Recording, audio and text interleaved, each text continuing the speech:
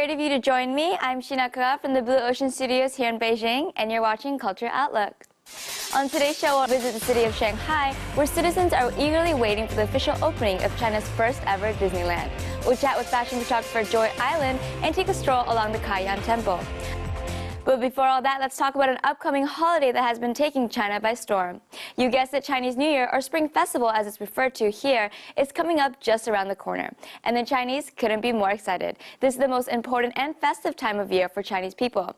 So much so that many have wished that Chinese New Year be viewed as an international holiday. Let's find out more. As Christmas finds more followers in China, Chinese New Year, or Spring Festival as it's called by locals, has also brought its own set of blessings and festive atmosphere across the world. Just as the 2008 Olympic Games in Beijing united the whole world under the theme of One Dream, the Chinese have been looking to make their New Year an internationally celebrated world festival. Since 2009, a number of celebrations have been held overseas under the theme Happy Chinese New Year, engaging both overseas Chinese and citizens from all over the world. The country's Ministry of Culture launched its 6th annual Happy Chinese New Year celebrations in January 2015, with over 800 programs planned to be staged in over 320 cities in 118 countries and regions. These programs are set to start from February the 4th and last until March the 5th, which is the day of the Lantern Festival. Vice Minister of Culture Ding Wei said that with the growing popularity of Happy Chinese New Year programs, more overseas companies and arts institutes are willing to provide support in a partnership. These include the Empire State Building, the British Museum, the National Television Network of Belarus, and another 300 partners across the world. In 2014, Happy Chinese New Year kicked off in Chicago under the auspices of the municipal government.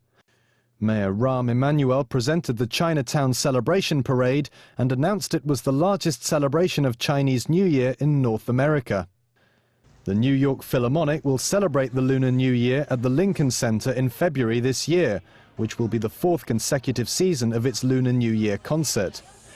Chief conductor of the China Philharmonic Orchestra, Yu Long, and Chinese-American cellist and 7-time Grammy Award winner Yo-Yo Ma are scheduled to perform in the upcoming concert. ICN, the largest Chinese-oriented television media in North America, will present the North America Chinese New Year Gala. An award ceremony entitled 50 Years, 50 People was recently held in Beijing. Initiated by the China Philanthropy Research Institution, the event celebrated 50 years of relations between China and France. The event honored 50 people, 25 from China and 25 from France, who proved to be a positive influence on the communication of the two countries through their contributions in art, business, and science. An award ceremony was held recently in Beijing, honoring 50 individuals who had made great contributions towards cultural exchanges between China and France. Entitled 50 Years, 50 People, the event was initiated back in the late 2013 as a celebration for the upcoming 2014 50th anniversary of Sino-French ties. The event selected 50 individuals, 25 from China and 25 from France, who were chosen due to their impressive contributions to art, culture, business, and science, as well as their influence on the communication between the two countries. Household names from China included nuclear expert Zhang Yunlong, actress Gong Li, artist Fan Zeng, and entrepreneur Cai Mingpo. From France, architect Paul Andrew, actress Sophie Marceau, and fashion designer Pierre Cardin were among those honored. Former Chinese ambassador to France, Wu Jianmin, was quoted at the event, saying, "We have to further explore these 50 people's stories instead of just awarding them. Their stories can be told to the public as a way to promote cultural exchanges between China and France." Vice Chairman of the Standing Committee of the National People's Congress, Chen Zhu, who was also one of the award winners, added saying, "As prize winners, we will further make efforts to promote Sino-French communications and take forward the next 50 years friendship between the two countries." A grand award ceremony was also staged in Paris in December. The ceremony in Beijing concluded the year-long event and marks a new start for the Sino-French dialogue in the coming years. And it looks like Disneyland has finally made its way to China. Preparations are currently underway for the Shanghai Disneyland Park's official opening in 2016. The park is located in Pudong, Shanghai, and word has it that it's set to be a new variation of the traditional Disneyland park, with new rides and themed areas. Shanghai Disneyland Park will be a Magic Kingdom-style theme park consisting of 6 themed lands. These will feature the Disney storytelling the company is known for, attractions, and shows. Entertainment experiences include the tallest and largest Disney castle, the first-ever Pirates-themed land, and uniquely Chinese features.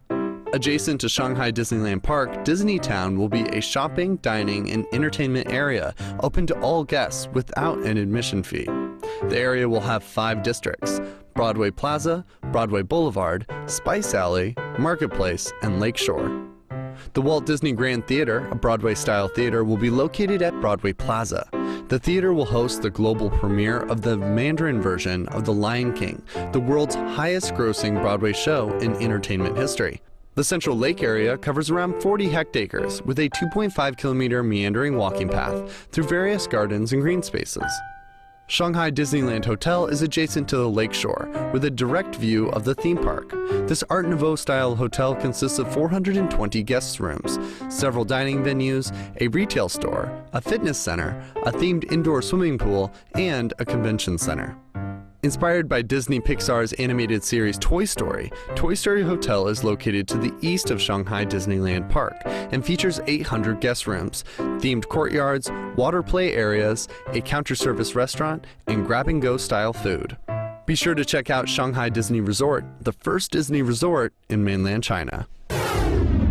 Joy Island is certainly an individual with a lot of creative flair. After all, she's a fashion photographer who's worked on a numerous number of commercial projects. And she also puts aside time to work on her own project, often inviting artists and designers in her studio to shoot. Let's take a look.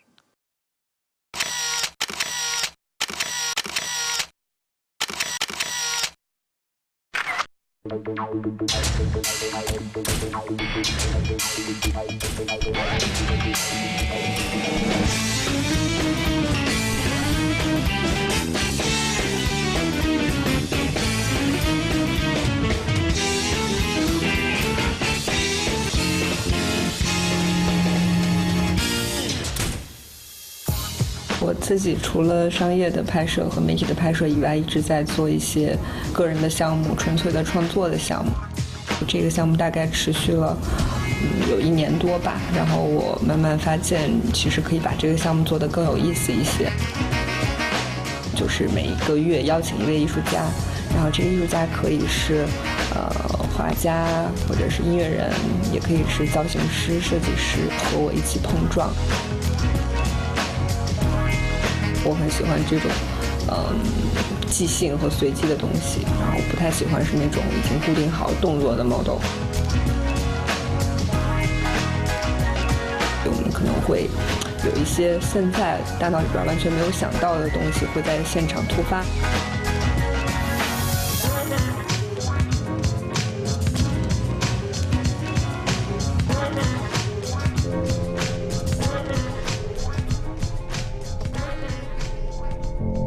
这次我们的主题是宇宙，因为我们大家都看了那个星际穿越，都是特别的嗨和投入其中，所以我这次邀请了 stylist Crystal 来一起创作这组作品，然后还是会用之前一直在实验的那个3D 素景加时装摄影的方式来体现这组的概念。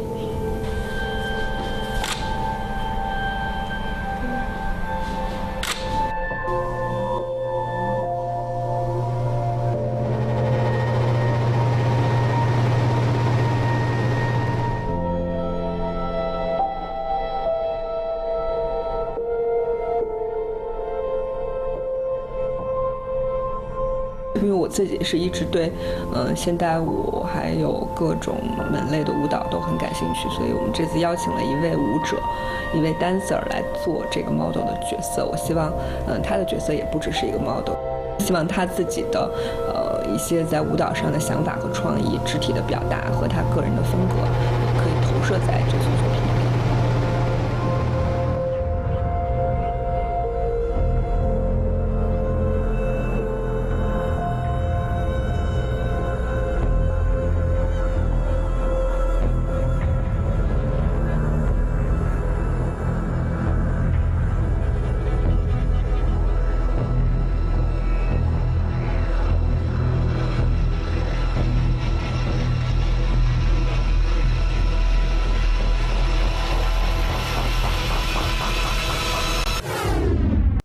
Originally built during the Tang Dynasty, the Kaiyuan Temple in Shanzhou City has a history of over 1,300 years.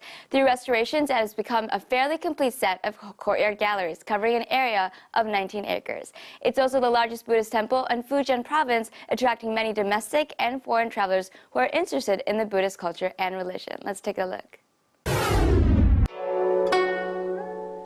The Kaiyuan Temple was built over 1,000 years ago in Quanzhou. As the biggest temple in Fujian province, it covers an area of 78,000 square meters. It was built at the beginning of the Tang Dynasty, and initially, it was called Lianhua Temple. Lianhua is the Mandarin word for lotus. There have been some legends over the years about this temple. One in particular is about a wealthy man in ancient times. He was being asked to donate his mulberry garden for this temple to be built in, but unwilling to do so. In the dream, he apparently replied he would donate the garden if white lotuses grew out of the mulberry trees. The legend has it, the man later found this dream turned into reality. It's often also referred to as Sanglian Fa Jie, which is Mandarin for the concept of Dharma.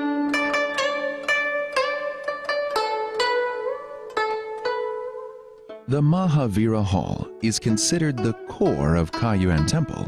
It's also known as Baizhu Hall, at 20 meters high and covering an area of nearly 1,400 square meters.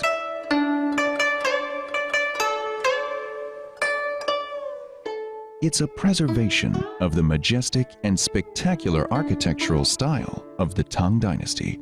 Initially, the plan was to set up 100 pillars in the hall, but the number had to be reduced to 86 to accommodate statues of Buddha for those coming to worship.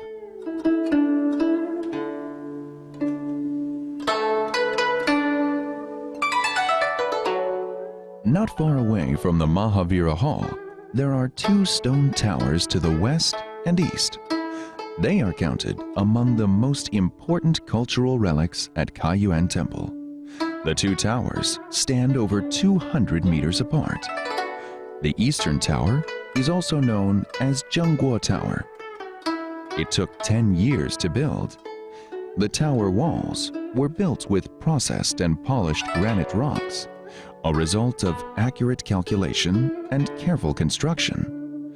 A solid core and mechanical precision make it possible for this 10,000-ton building to remain standing firm after more than 700 years. Even a magnitude 8 earthquake in 1604 wasn't able to shake its foundation.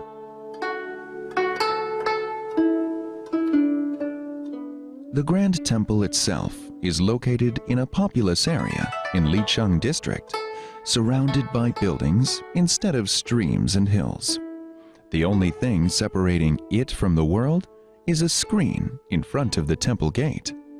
It's seen as a symbol of the distance between mortal life and Buddhism being reducing invisibly.